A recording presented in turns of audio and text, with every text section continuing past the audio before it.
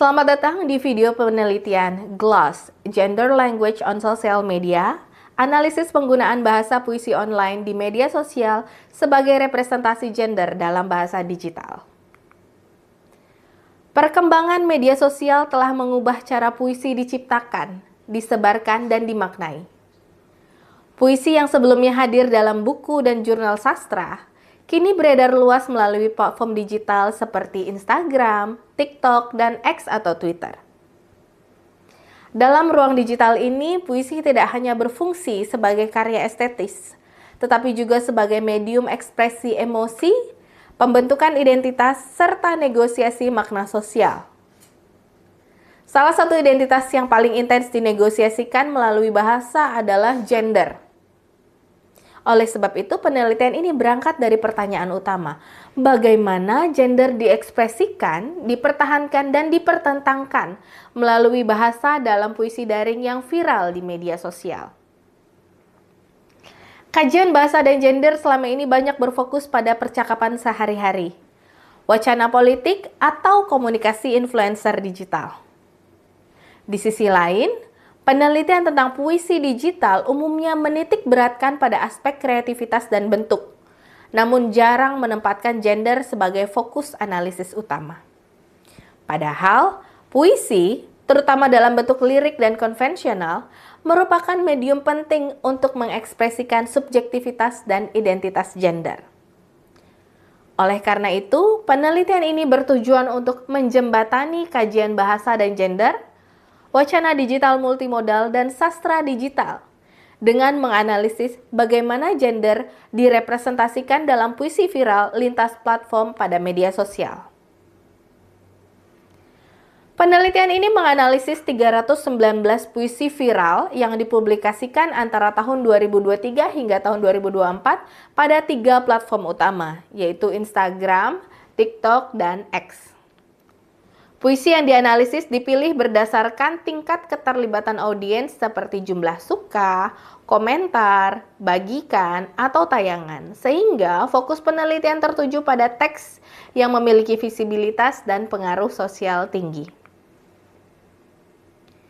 Metode yang digunakan adalah analisis wacana multimodal kualitatif yang menggabungkan analisis linguistik, analisis metafora, analisis tematik, serta analisis semiotika digital.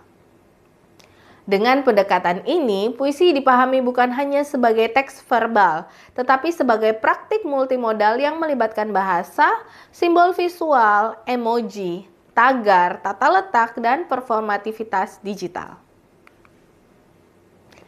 Hasil analisis menunjukkan adanya pola bahasa yang berbeda berdasarkan kategori gender penulis. Puisi yang ditulis oleh penyair perempuan cenderung menampilkan kosakata emosional dan afektif, penggunaan sudut pandang orang pertama, refleksi personal, serta bahasa konkret yang bersifat sensorik dan berhubungan dengan pengalaman tubuh.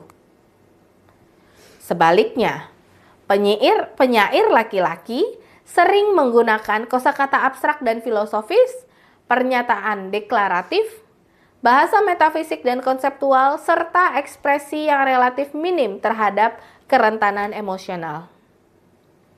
Sementara itu, penyair non-biner dan gender diverse menunjukkan pola hibrida dan eksperimental dengan permainan bahasa, penggunaan pronomina yang inovatif, serta refleksi metabahasa tentang gender itu sendiri.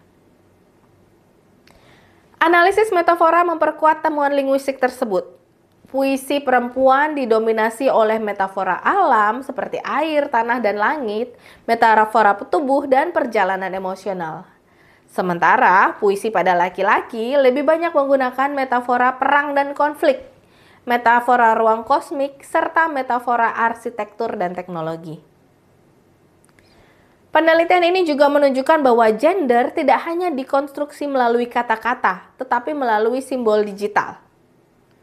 Penyair perempuan lebih sering menggunakan emoji emosional dan estetis, tata letak visual, serta jeda baris untuk membangun ritme afektif. Sementara, penyair laki-laki cenderung mempertahankan format teks yang lebih padat dan minimalis. Dan penyair non-biner memanfaatkan emoji, format, dan simbol secara kreatif untuk menolak indeks gender yang stabil dan normatif. Setiap platform media sosial juga membentuk ekspresi gender secara berbeda. Pada Instagram, misalnya, menekankan estetika visual dan resonansi emosional. Sementara TikTok mendorong performativitas suara dan fluiditas identitas gender. Dan X atau Twitter lebih mendukung ekspresi ideologis, filosofis, dan politis melalui teks singkat.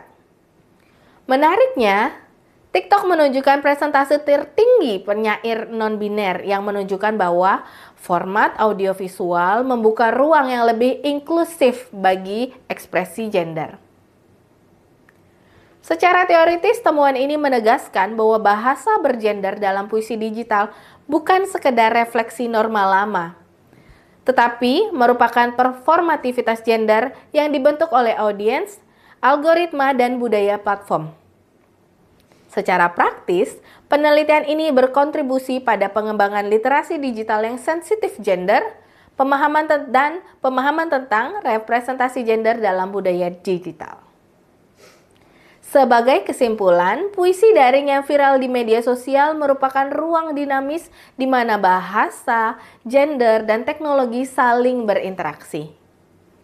Melalui analisis bahasa, metafora, dan multimodalitas, penelitian ini menunjukkan bahwa puisi digital tidak hanya mereproduksi norma gender, tetapi juga membuka kemungkinan baru untuk resistensi dan transformasi digital.